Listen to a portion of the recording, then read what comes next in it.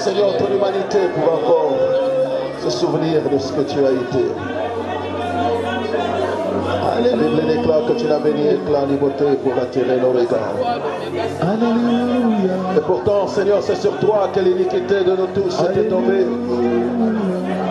T'appelles le germe, Seigneur, qui est venu étancher la soif de tous les désespérés sur la terre. Alléluia. Le consolateur de tous les cœurs brisés. Alors que nous étions dans ce monde, les cœurs brisés, Seigneur, par les déceptions, les humiliations. Mais toi, tu es apparu éternellement, Seigneur, au moment où, Seigneur, nous ne n'entendions pas. Alléluia. Mais de restaurer, Seigneur, toutes choses. Alléluia. Alléluia. Comment ne pas te glorifier, adorer. Genèse chapitre 49, verset 16.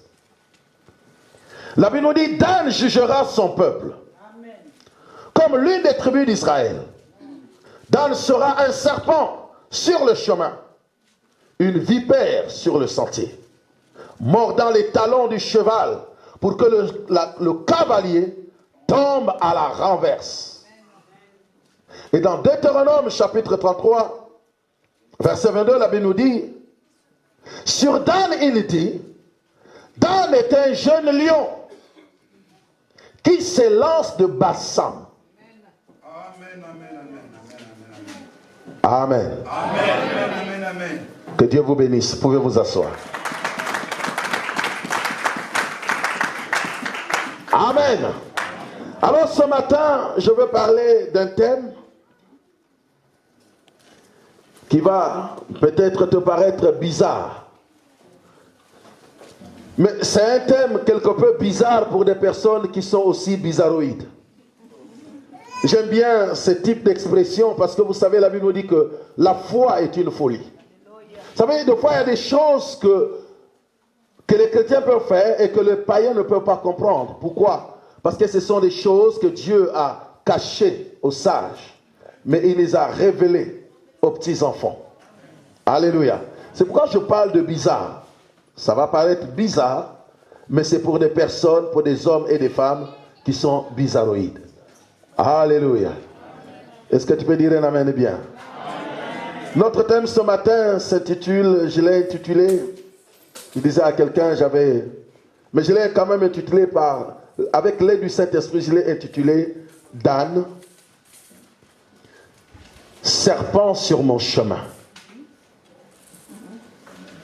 Alléluia. Dan, serpent sur mon chemin. Amen. Alléluia. Est-ce que quelqu'un peut me dire un amen gentil? Amen. J'ai besoin d'un amen gentil ce matin. Amen. Alors tu vas dire à quelqu'un, Dan, serpent sur mon chemin. Non, dis-le lui avec conviction.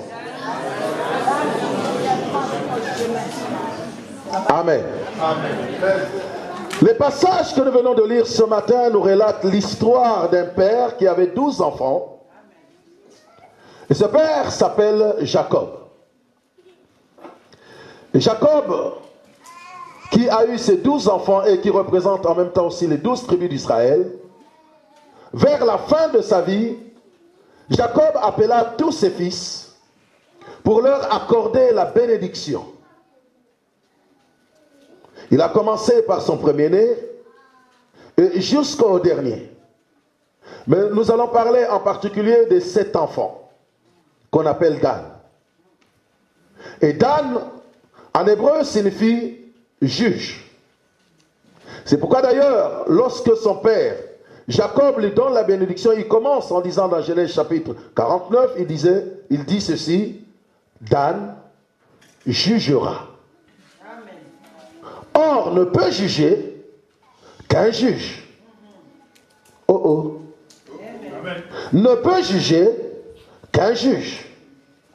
Alléluia. Amen. Et il continue en disant que, mais finalement, c'est vrai qu'il va être un juge. Mais il va être un serpent sur le chemin. Amen. Il va être une vipère sur le sentier. Qui fera quoi? Qui va mordre, dans d'autres versions on dit, qui va mordre les pâturons des cavaliers pour les faire tomber à la renverse. Amen. Alléluia. Amen. C'est trop puissant.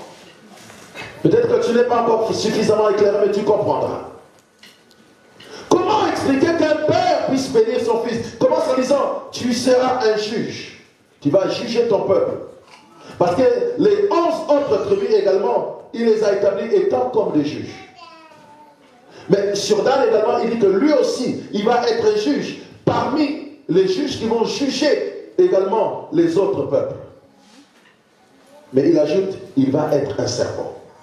Or, nous savons, entre nous, du point de vue, donc, dans le langage évangélique, que lorsque personnellement nous parlons du serpent, tout le monde a tendance à faire allusion au serpent qui était rentré dans le jardin d'Éden et qui trompa Ève.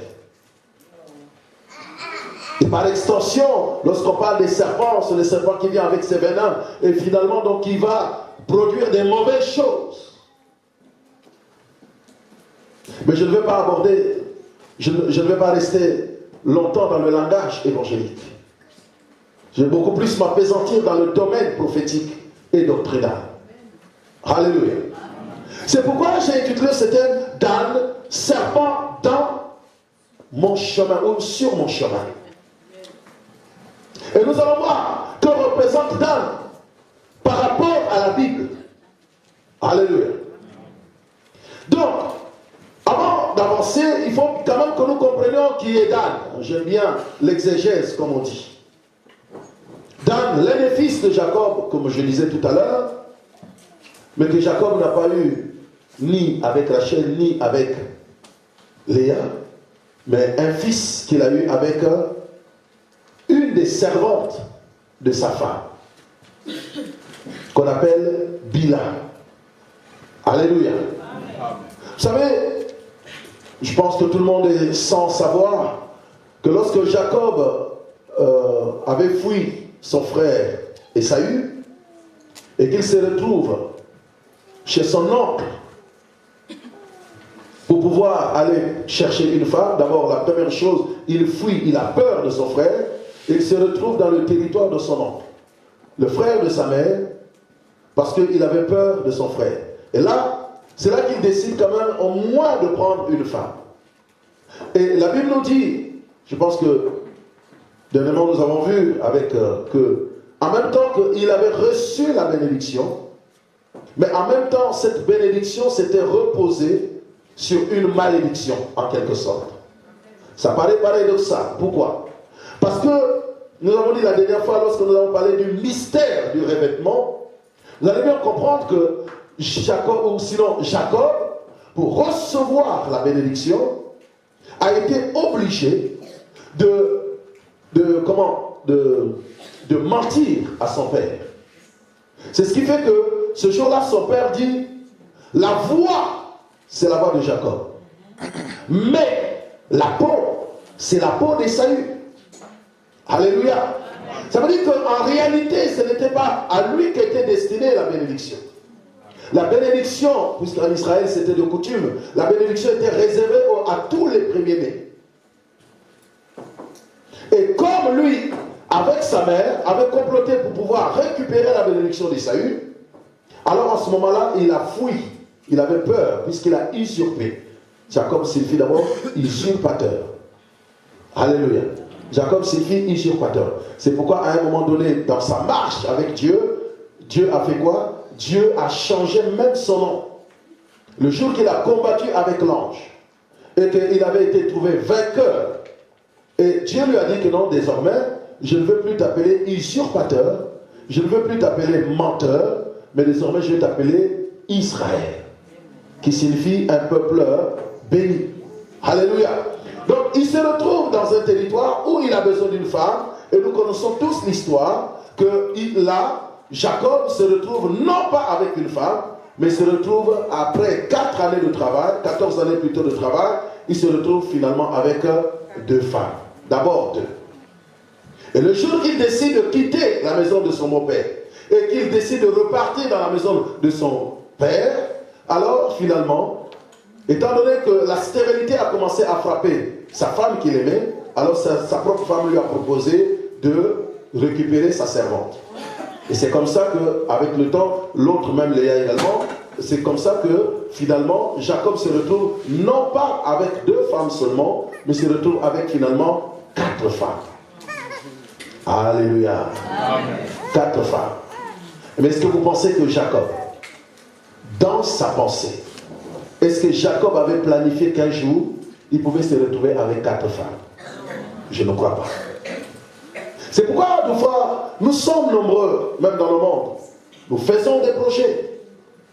Des fois, nous voulons atteindre tel ou tel objectif. Mais il arrive que les circonstances, je dis bien, il arrive que les circonstances nous imposent ou bien nous orientent vers d'autres choses que nous n'avons même pas résolu de faire. Combien de personnes de fois se sont dit, moi je serai pilote, je serai peut-être médecin, mais en fin de compte, tu te retrouves dans la maison de retraite. Tu te retrouves en train de soulever, ce n'est pas que c'est mauvais, non, non, non, ce n'est pas ça. Mais sauf que, en réalité, ce n'est pas ce que tu voulais faire. Alléluia. Et moi d'ailleurs qui vous parle, à aucun moment je me suis imaginé devenir pasteur un jour. À aucun moment. Aucun. Ça n'a jamais existé dans ma tête. Jamais. Mais nous y voilà. Alléluia. C'est comme le cas de Jacob. Et donc finalement, cet enfant qui grandit et qui arrive, finalement qui fait beaucoup d'enfants avec ses 4 femmes, le jour qu'il pense maintenant qu'il va bientôt mourir, et c'est que comme il était de coutume, il fallait bien qu'il bénisse ses enfants. Et en ce moment-là, il commence bien entendu par, il les rassemble, comme le dit la Bible au verset 2, il rassemble d'abord ses fils, et ensuite, il commence la bénédiction par son premier-né. Mais je ne vais pas, faute de temps, parler de cela. Il appelle Ruben, il commence à donner une bénédiction. Tantôt une bénédiction, mais mélangée aussi avec des fois des paroles de malédiction. Si je prends le cas par exemple de Ruben, dit, mon Ruben, toi, mon premier-né, ma force et les prémices de ma vigueur, supérieur en dignité et supérieur en puissance, impétueux comme les eaux, tu n'auras pas, il nous dit, tu n'auras pas la prééminence. C'est-à-dire qu'il n'aura pas la domination. Tu ne seras pas considéré, bien que tu sois premier-né, mais tu ne seras pas considéré comme étant l'aîné de la famille spirituellement. Pourquoi? Parce que Ruben avait découvert la nudité de la femme de son père. Alléluia. Juste une parenthèse. Et il continue. Il appelle Siméon, il appelle Lévi, et ensuite il appelle également les autres, jusqu'à ce qu'il appelle Judas. Et finalement, nous arrivons sur le cas de Dan. Dan, qui est le fils de la servante de Bila. Il dit, tu seras un juge. Oh, bien-aimé dans le Seigneur, je vais dire à quelqu'un, je ne sais pas, je suis venu booster ta foi encore ce matin. Dan était le fils d'une servante. En Afrique, on va dire une domestique. Dans d'autres expressions, on va dire une bonne. Alléluia. Amen. Mais cela n'a pas empêché son père de dire que non, tu seras juge. Je ne sais pas si je parle à quelqu'un ce matin. Amen. Je veux dire à quelqu'un, je ne sais pas la manière par laquelle tu es venu au monde. Peut-être que tu étais un enfant d'adultère, peut-être que tu étais un enfant, je ne sais pas, qu'on a conçu dans la boisson, qu'on a conçu, je ne sais pas, peut-être dans une boîte de nuit. Mais je peux te dire que Dieu est capable de changer ta destinée. Amen. Je ne sais pas par quelle manière tu es venu au monde. Dieu n'a pas regardé, ça dit Jacob n'a pas regardé de qui venait Dan, fils d'une servante. Mais il dit, tu vas être un juge. Vous savez, c'est pourquoi Dieu, à un moment donné, il est tellement bon. Des fois, il ne regarde pas ton origine. Même tu peux revenir d'un petit pays, je ne sais pas, ignoré par tous. Mais Dieu est capable de te prendre de là et de t'élever, de te faire mieux. C'est-à-dire de te montrer aux yeux de tous. Alléluia. C'est la même d'ailleurs ce qui est arrivé à lui-même. Parce que la Bible nous dit que Jésus-Christ est né à Nazareth. Et d'ailleurs, même lorsqu'on a dit aux pharisiens que non, le roi vient de Nazareth, tout le monde a commencé à dire, est-ce qu'il peut y arriver des bonnes choses de Nazareth? Parce que c'était une ville rocailleuse, il n'y avait rien de bon là-bas. Et finalement, quand on a dit le roi vient de Nazareth, les gens se disent non, à Nazareth il n'y a rien de bon. Il ne peut pas venir des bonnes choses de là-bas. Mais je peux te dire également ce matin, même si les gens ont dit qu'il ne peut pas sortir de toi des bonnes choses, avec ton Dieu, des bonnes choses sont capables de sortir. Est-ce que je parle à quelqu'un ce matin? Qui pouvait imaginer un jour que lorsque Samson est en train de marcher et qu'il descend dans la ville de Timna, qui pouvait imaginer un seul instant que le miel pouvait sortir d'un cadavre du lion?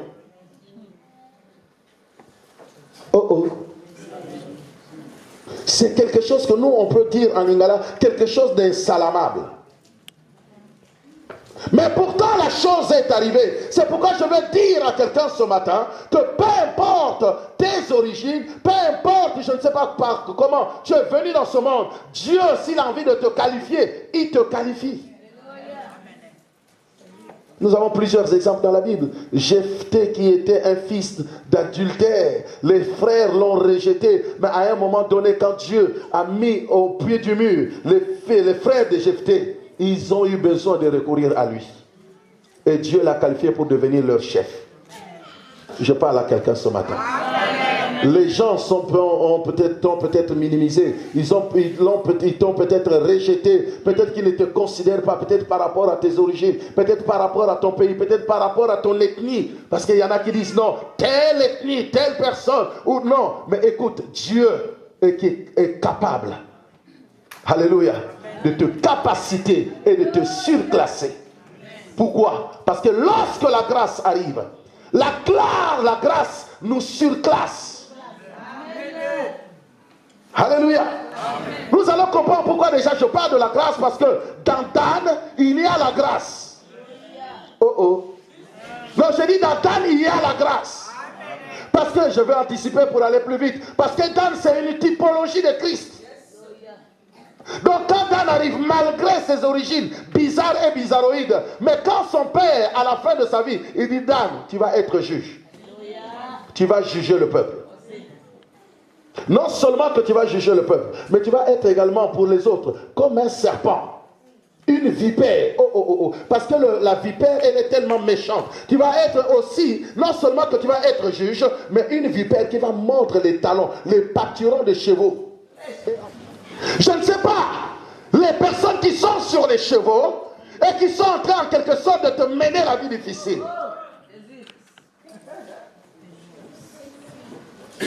Jacob a compris cela. Pourquoi? Parce que lorsque nous partons à l'origine, vous allez comprendre que Israël était en captivité. Israël était en esclavagisme, comment on appelle, en Égypte, avec Pharaon. Le peuple souffrait. Alléluia. Mais il avait fallu que la prophétie puisse s'accomplir. Parce que Jacob avait prophétisé. C'est pourquoi l'autre fois, lorsqu'on te dit ouvre ta bouche et parle, tu es incapable de parler. Quel est, je ne sais pas, ce démon-là qui a bloqué ta bouche, ou tu es incapable de parler. Mais lorsque tu es chez toi à la maison, c'est toi qui parles beaucoup.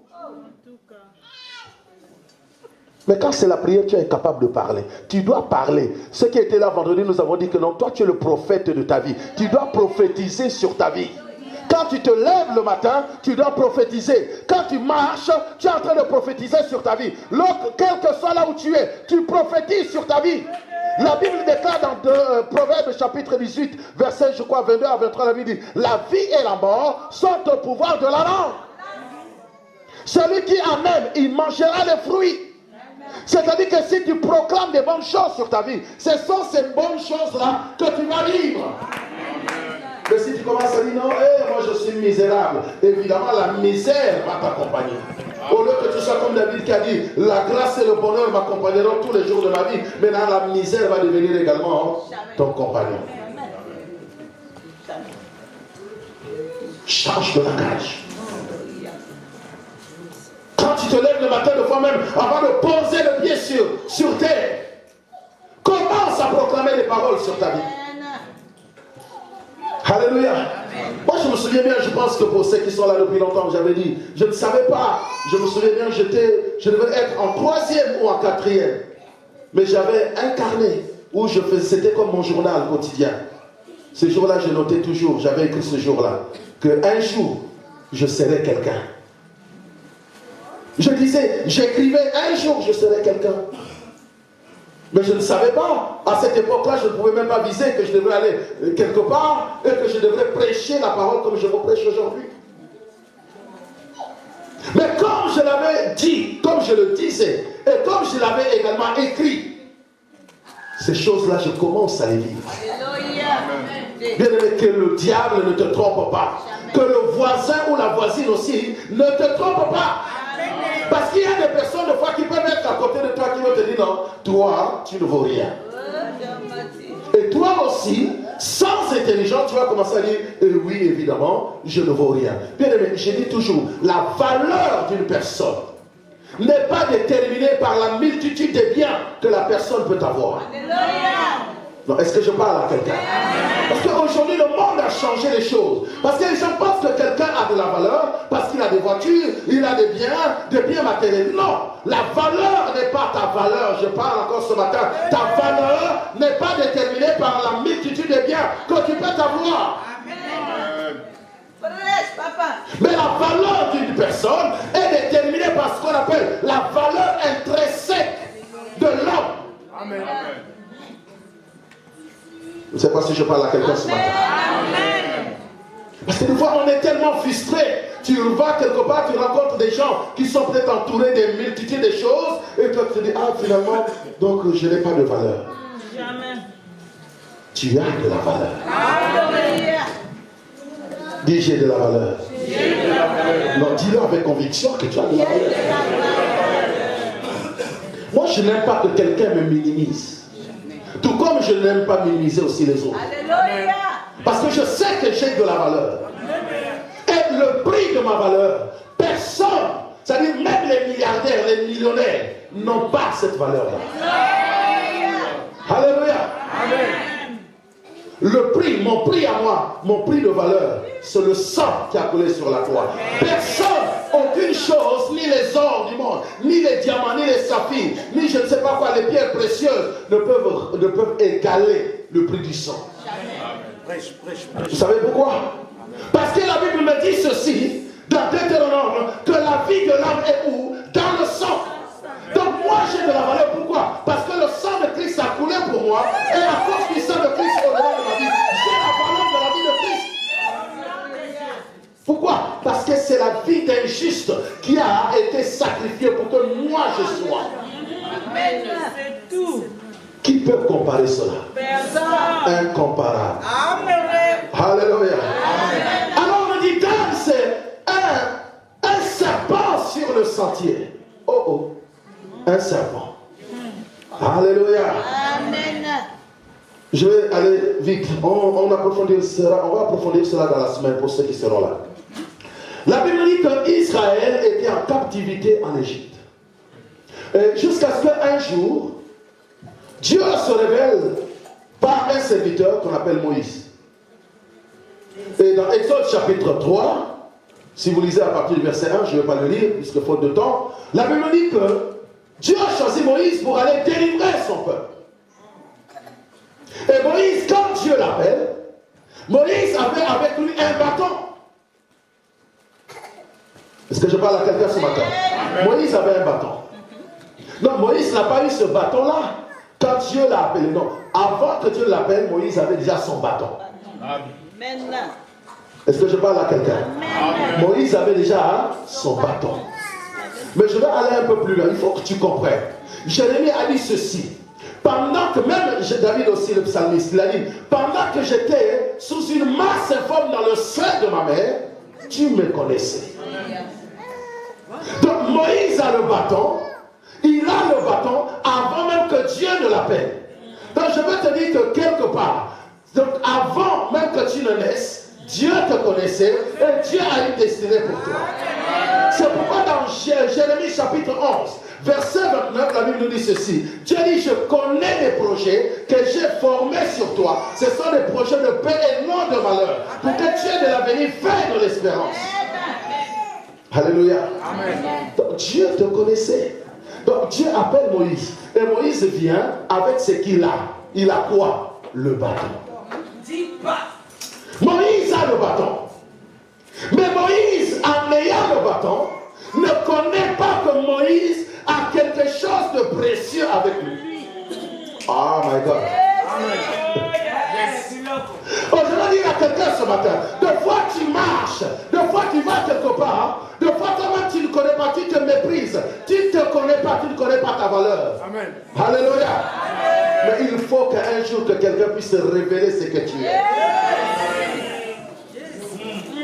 Moïse marche. Moïse, Dieu lui dit, Moïse, j'ai entendu les cris de mon peuple, les cris que lui font pousser ses oppresseurs.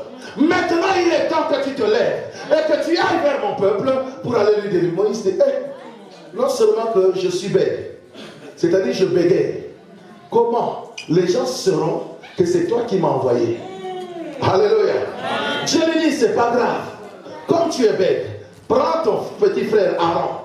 Moi, je te parlerai bouche à bouche, oreille à oreille. Mais toi, tu vas donner cette parole que je te dirai à ton petit frère. Et ton petit frère, comme il a la jactance, lui, il va parler au peuple. Amen. Alléluia. Amen. Et Moïse parle. Mais Moïse dit, même quand je vais me présenter devant Pharaon, je connais la puissance de Pharaon. Je connais tous les marabouts qui sont dans la maison de Pharaon. Je connais tous les occultistes qui sont dans la maison de Pharaon. Je connais tous les sorciers qui sont autour de Pharaon. Mais comment je vais dire à Pharaon? Il dit à Moïse, va seulement, dis-lui que je suis m'a envoyé. Oh my God, je suis. Alléluia. Il lui dit, va lui dire que je suis m'a envoyé. Mais Pharaon ne connaît pas je suis. Comment Pharaon va-t-il lâcher Moïse? Parce qu'il va entendre parler de je suis. Alors que Pharaon lui-même ne connaît pas je suis. Je suis était un inconnu pour Pharaon. Parce qu'en Égypte, le Dieu, c'est Pharaon. Maintenant, Moïse vient. Moïse vient avec un autre nom différent de Pharaon. Comment il va accepter de libérer le peuple? Alléluia. That is the question. Comment il va libérer le peuple? Parce que Pharaon ne connaît pas ce nom. Pharaon va dire, mais non, mais tu es en train de me divertir. Mais vous savez, en repartant un peu plus loin, le temps, en repartant un peu plus loin, vous savez, Moïse a grandi là. Moïse connaissait la puissance. Moïse connaissait l'autorité. Moïse connaissait la force de Pharaon. Mais quand Dieu a appelé, le jour que Moïse quitte cette maison, à un moment donné, la Bible dit que, dans Hébreu, je pense, la Bible dit que Moïse refusa d'être appelé le fils de la fille de Pharaon. Il a refusé. À un moment donné, non, les choses que tu vois, les richesses de foi que tu vois autour de toi, si ce sont des richesses de foi qui sont souillées, des richesses qui sont bizarres, bien aimé, tu sais qu'à un moment donné, ça ne t'amènera nulle part. Bien au contraire, ça va t'amener à la mort. Moïse a compris ces choses. Il a dit, je mange le matin, j'ai déjeuné le matin, j'ai un repas le midi, j'ai goûté vers les 15h, 16h. Ensuite, j'ai dîné le soir. Peut-être qu'avant minuit, j'ai encore quelque chose. Mais malgré tout cela, je refuse. Amen. Jésus.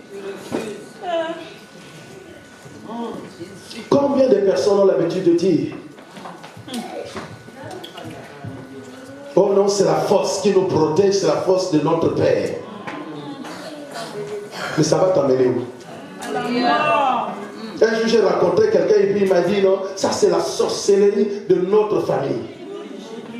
Elle-même, elle a dit, c'est la sorcellerie d'origine. Mais avec la sorcellerie d'origine, ça t'amène où? Moi, j'ai l'habitude de dire, si cette sorcellerie était capable de faire de grandes choses, pourquoi l'Afrique ne se développe pas?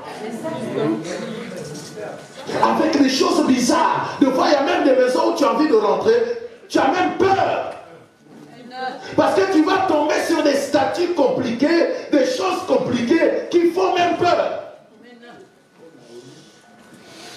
Mais Dieu ne fait pas peur. Alléluia. Dieu ne fait pas peur. Alors Moïse part vers Pharaon. Il dit, je suis ma voix pour te dire à toi, laisse mon peuple aller m'adorer dans le désert. Et il commence à dire, toi Moïse, tu as mangé ma nourriture, tu as bu mon eau. Alléluia. C'est ici, c'est moi qui t'ai fait Moïse. Tu oses me défier. Alléluia. Est-ce que tu oses me défier? Moïse dit, non mais c'est pas par moi-même. Je suis m'a envoyé. Libère seulement le peuple. Pharaon résiste. Et Pharaon, Moïse commence à avoir peur. Alléluia. Moïse commence à avoir peur. Dieu lui dit, hé Moïse, mais ne tremble pas. Ne tremble pas. Dieu lui dit maintenant, Moïse, quand je t'ai appelé, tu avais déjà quoi à la main? Un bâton. Alléluia. Il dit, regarde à ta main. Il dit, oui, j'ai un bâton. Pour Moïse, c'est un bâton. Mais pour Dieu, ce n'est pas le bâton. Dieu lui dit, bon écoute, comme pour te dire que non, je suis plus puissant que celui que tu vois en face de toi. Jette le bâton par terre. Moïse jette le bâton. Alléluia. La Bible dit que la verge est devenue un serpent. Moïse prend peur. Dieu lui dit non, non, non, non, ne prends pas peur. Va saisir le serpent par la queue. Il saisit le serpent par la queue. Il dit, tu as vu? Donc ce que tu as à la main, ce n'est pas un bâton, c'est un serpent. Alléluia. Or, dans le domaine prophétique, comme je dis, évangéliquement parlant, le serpent, c'est l'image du diable. Mais ça veut dire que dès le commencement, quand Dieu appelle Moïse, ça veut dire que Jésus-Christ est déjà où? Il est déjà avec Moïse. Mais Moïse ne sait pas qu'il a déjà Jésus avec lui. Ça veut dire que Dieu voulait rassurer Moïse que tu n'es pas seul. Que toutefois que tu te promènes, comme tu as le bâton à la main, toutefois que tu te promènes avec moi. Le bâton que tu tiens, tu es toujours avec moi. C'est pourquoi David avait compris ces choses plus tard. David avait dit ceci, que même lorsque je marche dans la vallée de l'ombre de la mort, je ne crains aucun mal, parce que je sais que tu es toujours là avec moi. Alléluia. Amen. Mais Moïse ne savait pas que dès le commencement, même avant que Dieu l'appelle, il avait déjà Christ avec lui. Oh my God. Il avait déjà Dan. Parce que Dan, c'est l'image de Jésus. Il avait déjà Dan avec lui. C'est pourquoi vous allez comprendre que lorsque à un moment donné Israël pêche, dans Nombre chapitre 21, on va aller 6 à 9. Je lis au nom de Jésus. La Bible nous dit ceci. Alors l'Éternel envoya contre le peuple des serpents brûlants. Ils mordirent le peuple et il mourut beaucoup de gens en Israël. Le peuple vint à Moïse et dit, nous avons péché car nous avons parlé contre l'Éternel et contre toi. Prie l'Éternel afin qu'il éloigne de nous ces serpents. Moïse pria pour le peuple. Verset 8. L'Éternel dit à Moïse, fais-toi un serpent brûlant et place-le sur une perche. Quiconque aura été mordu et le regardera conservera la vie. Moïse fit un serpent d'airain et le plaça sur une perche. Et quiconque avait été mordu par un serpent et regardait le serpent d'airain conserver la vie. Amen. Amen. Alléluia. Amen. Donc, je disais que lorsque le peuple murmure contre Moïse et contre Dieu, Dieu lui dit non, mais il n'y a qu'une seule solution. Alléluia. Dresse un poteau sur lequel tu vas mettre quoi? Tu vas mettre, fais-toi un serpent d'airain. Mais c'est le même que Moïse avait dès le commencement. Moïse avait le serpent dès le commencement. Dieu lui dit, mais c'est pas la peine. Devant Pharaon, qu'est-ce que tu avais fait? Parce que quand Pharaon a voulu faire sa démonstration de puissance avec petit P, Moïse a dit, moi je vais te montrer la démonstration de la puissance avec grand P pour Dieu. Amen. Quand Moïse avait jeté la verge, s'est transformé en serpent. Pharaon a dit, appelez les astrologues, appelez les sorciers, appelez les magiciens, appelez tout cela, les poumologues, les poumosquins, appelez tous. Ils sont venus, ils ont fait leur poumouesquerie et ainsi de suite. Et Dieu a regardé, il a dit, oh, mais ça c'est une petite chose. Alléluia. Dieu a dit, allez, serpent de Moïse, mange-moi toutes ces bêtises, mange-les. Alléluia. Le serpent de Moïse a ouvert la bouche et tous les petits serpents commençaient à venir rentrer. Ils sont devenus la nourriture. Ils sont devenus la nourriture. Alléluia. Bien-aimé dans le Seigneur. Vous savez, c'est pourquoi, même dès le commencement, quand Dieu dit, Dieu donne la puissance, il dit, serpent, tu auras pour nourriture la poussière. Mais bien aimé, j'ai toujours l'habitude de dire, quand tu es en Christ, quand tu as Christ avec toi, au lieu que ce soit toi qui sois leur nourriture, mais c'est eux qui vont être ta nourriture. Amen. Non, quelqu'un ne m'a pas compris. Amen. C'est eux qui vont être ta nourriture. Pourquoi? Parce que le psalmiste a dit ceci. Lorsqu'ils vont creuser des trous, ils vont creuser des fosses pour que moi je tombe. Ce n'est pas moi qui tombera. C'est eux-mêmes qui vont tomber. Lorsqu'ils vont préparer de grosses marmites pour pouvoir, je ne sais pas, faire cuire, je ne sais pas si c'est quelle chair, ça ne sera pas ma chair qui va être cuite là-dedans, mais c'est leur propre chair. C'est pas moi qui le dis, c'est dans ta vie. Amen. Alléluia. Ils mangeront leur propre chair, ils vont boire leur propre sang. C'est la Bible qui le dit. C'est pourquoi lorsque le grand serpent de Moïse était là, lorsque Pharaon appelle ses magiciens pour faire également la même démonstration, le serpent de Moïse a dit, oh, peut-être que j'avais faim, maintenant je vais bien me régaler. Ils étaient des milliers, mais un seul serpent les a engloutis. Alléluia. Il les a engloutis, ils sont rentrés dans sa bouche. Quand ils sont rentrés dans sa bouche, ils sont allés dans le ventre, bloqués. Donc ils ne pouvaient plus sortir. Alléluia. C'est pourquoi lorsque la même chose s'était reproduite dans le livre de Nombre, Dieu a dit à Moïse, écoute, les gens sont mordus par les serpents. Ce que tu as fait, prends juste un bâton, dresse un serpent derrière. Mais quiconque, on n'a pas dit quiconque va, je ne sais pas, même prier. On dit simplement quiconque va seulement regarder. La Bible dit seulement regarder. La Bible nous dit ceci dans le livre de Psaume. Lorsque nous tournons vers lui nos regards, lorsque nous tournons, on n'a pas dit simplement, non, lorsque nous tournons, juste le regard. La Bible dit non seulement que nous sommes rayonnants de joie, mais nous ne pouvons jamais être confus.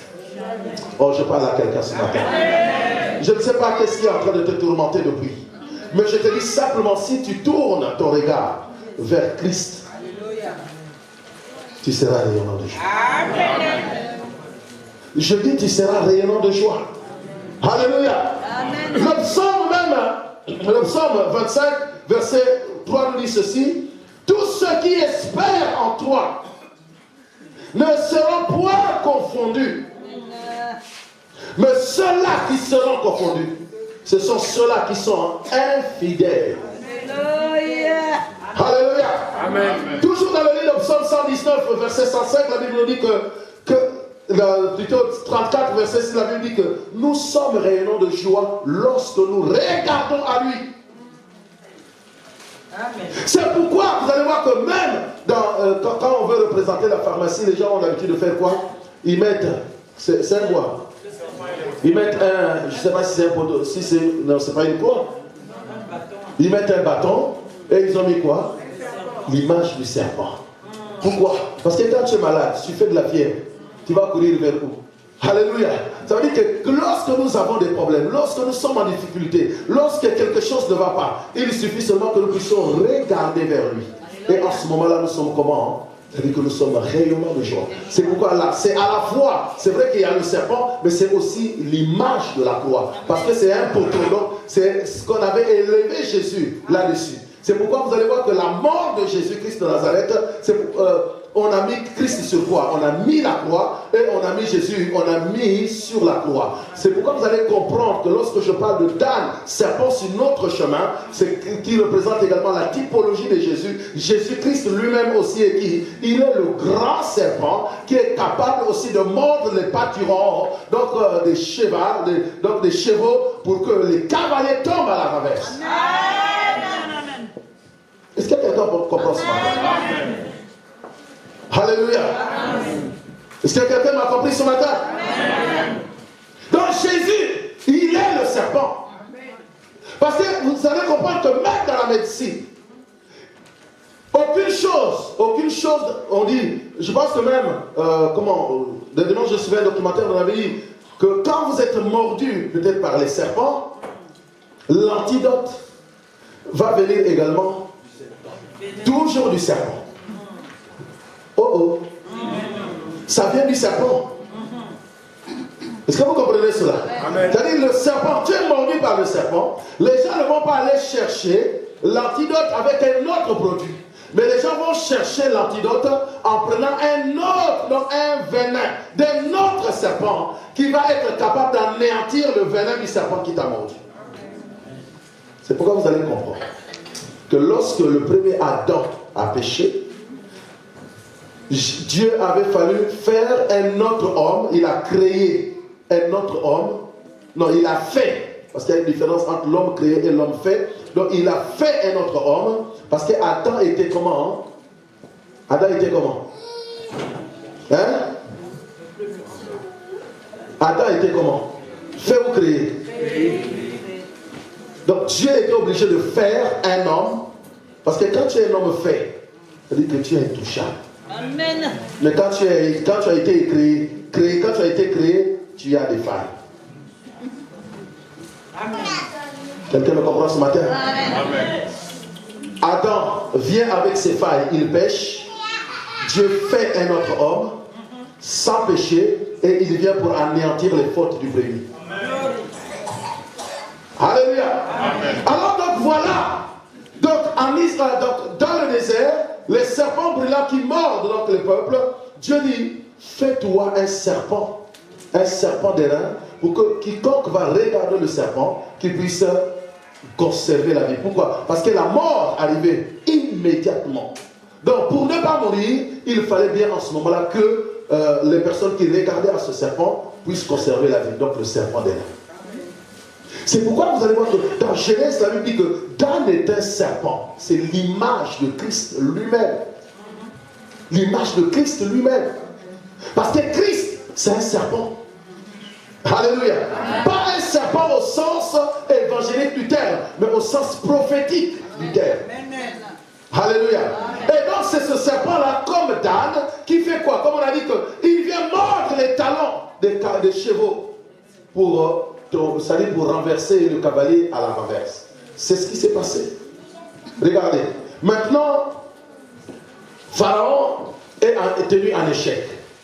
Israël sort avec ses biens, avec toutes ses richesses, direction Canaan. Alléluia. Amen. Pharaon dit non, moi je suis le Pharaon, je ne peux pas les laisser partir, Il faut à tout prix.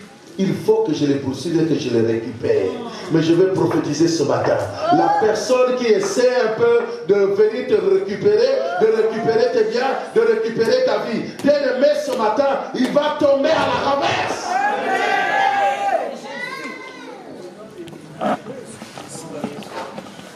Voilà Pharaon qui commence à poursuivre. Il prend son armée en train de poursuivre le peuple d'Israël. Mais Pharaon n'a pas compris la leçon de savoir que non. Mais Moïse, pendant qu'il est en train de partir, Moïse a quoi? Il a toujours son bâton. Parce que le bâton est redevenu... Non, le serpent est redevenu bâton. Donc il a son bâton toujours à la main. C'est le symbole de l'autorité, le symbole de la force, le symbole de la puissance. Donc il a la puissance dans sa main, il a l'autorité dans sa main, il a également la force dans sa main et il est en train de partir. Mais quelque part, lorsqu'il arrive, il rencontre un obstacle. Oh my God. La mer rouge. C'est là que la prophétie maintenant va s'accomplir. Il rencontre la mer rouge. Dieu dit à Moïse, Moïse, oh, mais il n'y a pas de problème. Comment le peuple va traverser, Dieu dit, il n'y a pas de souci. Lève simplement ta main. La main dans laquelle tu as ton bâton. Lève simplement la main. Vous allez voir cette histoire dans Exode chapitre 14. Lève simplement ta main. Moïse lève la main et la Bible dit quoi? Dieu a envoyé un vent d'Orient. Oh! Il a envoyé un vent d'Orient. On va lire cette histoire. Exode 14 à partir du verset 21. Moïse étendit sa main sur la mer. Et l'Éternel refoula la mer par un vent d'Orient qui souffla avec impétuosité toute la nuit. Il mit la mer à sec et les eaux se fendirent. Les enfants d'Israël entrèrent au milieu de la mer à sec et les eaux formaient comme une muraille à leur droite et à leur gauche. Les Égyptiens les poursuivirent et tous les chevaux de Pharaon, ses chars et ses cavaliers entrèrent après eux au milieu de la mer. Verset 24. À la veille du matin, l'Éternel, de la colonne de feu et de nuée, regarda le camp des Égyptiens et mit en désordre le camp des Égyptiens. Il ôta les roues de leurs chars et en rendit la marche difficile. Les Égyptiens dirent alors, fuyons devant Israël, car l'Éternel combat pour lui contre les Égyptiens. L'Éternel dit à Moïse, étends ta main sur la mer et les eaux reviendront sur les Égyptiens et sur leurs chars et sur leurs cavaliers. Tu peux lire l'histoire jusqu'à la fin. Amen. Amen. Qu'est-ce qui est arrivé? La prophétie devrait maintenant désormais s'accomplir. Puisqu'il s'agit d'une prophétie, on a dit dès le commencement, Dan c'est qui? C'est un serpent. Le jugement va commencer à tomber. Je dis bien, le jugement va commencer à tomber. Amen. Oh, alléluia. Je ne sais pas qui est en train de te poursuivre. Des fois, il y a des personnes qui disent, mais pasteur, je ne dors pas, il y a quelqu'un qui me poursuit. Tu as des poursuites démoniaques, diaboliques chaque jour. Mais je te dis qu'à partir de ce matin, je suis en train de prophétiser ce matin dans ta vie. Alléluia. Car à partir de ce matin, le serpent de Dan va commencer à mordre même la personne qui est en train de te poursuivre. Il va tomber à la renverse. C'est écrit dans ta Bible. Il va tomber à la renverse. À l'égala, on dit quoi? Il va tomber ma calé, c'est ça. Hein? C'est comme ça. Ah, je connais maintenant. Ils vont tomber ma calé. Ça dit, ils vont tomber à la renverse. Vous savez, il y a des chutes. Il y a certaines chutes quand quelqu'un tombe. Ça dit, tu n'as même pas la force de te relever. Ça dit, quand tu es en train de marcher, tu marches comme ça, tu viens tomber comme ça, tu as la force de te relever. Très vite. Et tu vas faire semblant que non, tu regardes à gauche, à droite, non, personne ne t'a vu. Alléluia. Et tu vas dire que non, c'était, oh, j'ai fait seulement semblant. Mais il y a des chutes. Quand tu es en train de marcher, tu marches, tu tombes comme ça, hein, comme ça, à la renverse. Tu vas d'abord rester longtemps là. Tu vas rester, là tu vas demander de l'aide. Alléluia. Parce que non seulement que tu vas avoir mal au pied, au dos, et peut-être même à la nuque, tu ne vas pas te relever très vite. Alléluia. La Bible dit que Pharaon a envoyé son armée. Dieu a ordonné à Moïse, étends ta main. Moïse a étendu sa main. La Bible nous dit que Dieu a envoyé un vent d'Orient, qui est aussi l'image. Oh my God. La Bible dit que lorsque le vent souffle, on ne sait pas d'où il vient et on ne sait pas où il va. Oh my God. Ça veut dire que lorsque Moïse a levé sa main droite avec laquelle il avait le bâton, la Bible dit que Dieu a envoyé automatiquement quoi? Le vent d'Orient. C'est l'image également du Saint-Esprit. C'est-à-dire que quand Moïse a levé la main, le Saint-Esprit est arrivé automatiquement. Il a séparé les eaux. Écoutez, vous savez, quand vous regardez, même toi, tu peux essayer. Si tu prends de l'eau, tu essaies un peu de faire même de l'eau, même quand ça coule de ton robinet. Si tu essaies un peu de faire comme ça, l'eau va passer toujours. Personne n'a la capacité d'arrêter l'eau. Alléluia. Je dis bien personne. Mais ce jour-là, Dieu a fait quoi? La force du Saint-Esprit est venue arrêter l'eau. La Bible dit que l'eau de gauche et à droite s'est formée, c'est-à-dire ça s'est construit sous forme de muraille. c'est devenu comme une mirage. C'est-à-dire que l'eau pouvait venir de ce côté-ci, ça vient mais ça s'arrête là, ça repart. Ça vient de l'autre côté, ça s'arrête là, ça repart. Et Israël était où? Était en train de passer. La prophétie devait s'accomplir. Maintenant, Dan, en ce moment-là, qui est la typologie de Jésus, attendait maintenant. Il attendait maintenant les chevaux. Il attendait, il dit non, maintenant la prophétie va s'accomplir. Pharaon était là avec ses chars, avec ses chevaux. Dan attendait à l'entrée des eaux. Oh my God. Il a dit non, je ne veux pas seulement faire renverser le premier. J'attends que tout le monde passe. Ils étaient en train de rentrer. Ils étaient en train de rentrer. Comme la prophétie dit, il va mordre les talons. Oh, non, quelqu'un ne me comprend pas ce matin. Quelqu'un ne me comprend pas ce matin. Il les a laissés rentrer. Il les a laissés rentrer. Rentrez tous, rentrez, rentrez, rentrez, rentrez. Dès qu'ils sont rentrés, maintenant il a dit à Moïse, Moïse, regarde, lève encore ta main. Entre-temps, pendant qu'ils sont rentrés, Dan était en train de les mordre. Il était en train de les mordre. Les talons, il était en train de les mordre. La Bible dit quoi? Même les chats avaient du mal à rentrer dans les eaux. Ils commençaient à patiner. Mais ils ne savaient pas qu'ils avaient déjà reçu le venin de Dan, le serpent. Oh my God. Je prophétise ce matin. Les pieds maléfiques qui sont en train de te suivre chaque jour. Pendant que je suis en train de parler, je parle de mes maléfiques qui viennent chaque jour pour récupérer ce qui t'appartient. À partir de ce matin, ils sont en train d'être mordus par le serpent d'An.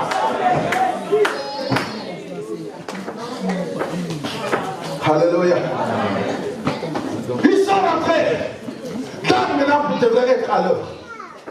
Il dit maintenant comme ils sont tous rentrés, Dieu dit à Moïse, relève la main. Alléluia. Il dit lève la main. C'est pourquoi quand il dit lève ta main, lève ta main. Ce n'est pas de la rigolade. Alléluia. Non. Ce n'est pas... Non, non, bien aimé, il faut comprendre. Quand le Saint-Esprit parle, il faut comprendre de voir la direction que le Saint-Esprit nous donne. Quand tu dis lève la main, toi tu es seulement là. N'est-ce pas que dans Exode chapitre 17, la Bible nous dit ceci. Lorsque Moïse était en train de combattre contre Amalek, la Bible dit que Aaron et Hur étaient en train de soutenir Moïse. Mais toutefois qu'ils étaient en prière, la Bible dit que toutefois que les mains de Moïse étaient élevées, la victoire était pour Israël. Mais toi seulement quand tu dis lève la main, ça ne dure même pas une heure. Tes mains déjà sont fatiguées. Tu fais comme un oiseau qu'on a mis, comme un canard qu'on a mis à l'exposition. Non, lève la main, on lève les mains comme ça. Parce que c'est le symbole déjà de la victoire. Même si tu n'as pas encore vu la victoire, mais tu es en train de prophétiser que je lève la main, c'est le signe de la victoire. Que le diable ne te trompe pas. Dan les a laissés passer. Il dit rentrez. La prophétie maintenant devrait arriver. Là maintenant Dan s'est rappelé. Dan, tu es un serpent sur le chemin.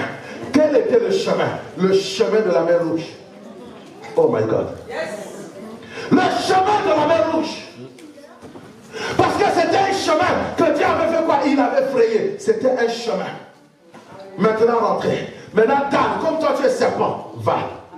Tu vas maintenant mordre tous les cavaliers. Tous les chevaux qui sont rentrés. Il a commencé à mordre leurs bâtirons. Les chevaux commençaient à tomber à la renverse. Oh, je vais dire à quelqu'un, le sorcier qui est en train de te poursuivre, il va tomber à la renverse ce matin. Non, tu ne me comprends pas. Non, lève-toi et confesse cela, que la personne, l'homme ou la femme qui est en train de me poursuivre, quel que soit là où il va tomber à la renverse.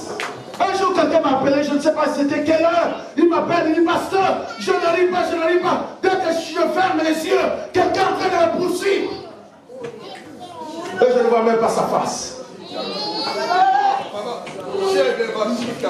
Je dis, mais la personne qui est en train de te poursuivre, je parle à quelqu'un ce matin et je suis en train de prophétiser. Dan le serpent est en train de le rencontrer et il est en train de le mordre son talon.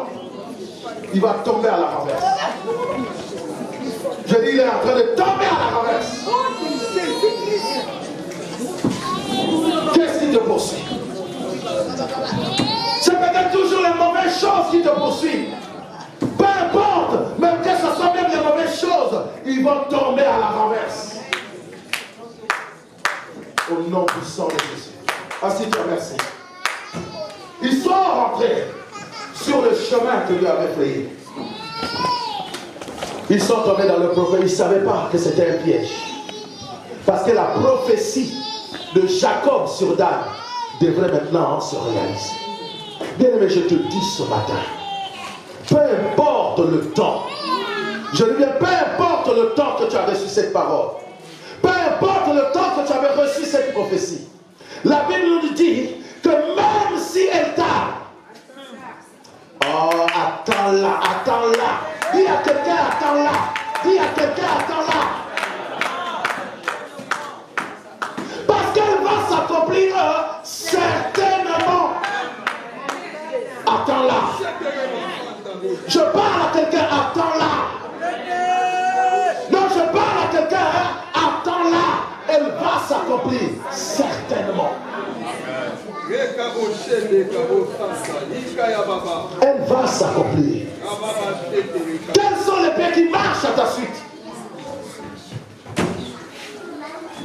Un jour, quelqu'un m'a dit, mais pasteur, des fois il y a des choses que je n'ai pas envie de faire, mais je les fais, je ne comprends pas. Pourquoi je les fais?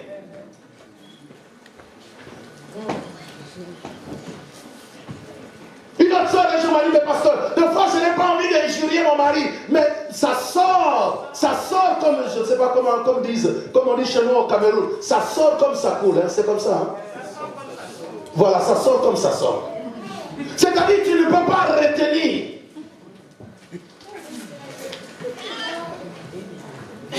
Pourquoi ça doit sortir comme ça sort?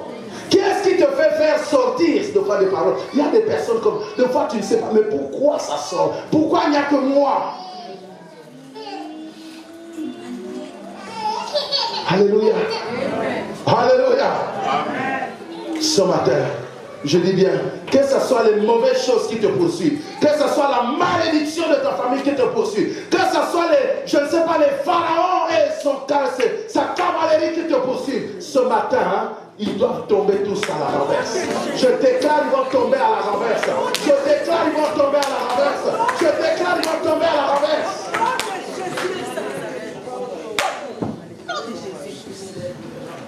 Il n'y a pas de raison. Il y a un temps pour toutes choses. Ils ont fait leur temps. Maintenant, aujourd'hui, c'est le temps. C'est le temps de Dieu. Je dis bien, c'est le temps de Dieu. Et comme j'ai l'habitude de dire, ils ont commis l'erreur parce qu'ils t'ont laissé le temps. Et ils ont oublié que, comme Moïse, c'est-à-dire que Moïse, depuis longtemps, tu avais Christ avec toi, mais sans même le savoir. C'est parce que tu ne connaissais pas la puissance que tu avais en toi. Tu ne savais pas. C'est pourquoi des fois c'est nous-mêmes qui fuyons comme Moïse. Ce jour-là il a fui devant Pharaon. Mais Moïse avait oublié que non, il était le plus fort devant Pharaon. Et je te dis que tu es plus fort que ceux-là qui te poursuivent. Non, je te dis encore, tu es plus fort. Tu es plus fort que ceux-là qui te poursuivent. C'est pourquoi je te dis ce matin, des fois même quand tu peux dormir, que tu vois qu'il y a des mauvaises choses, ou il y a des cauchemars, comme disent les Français, des cauchemars. Quand tu te lèves, n'aie pas peur. N'aie pas peur. Lève-toi. Alléluia.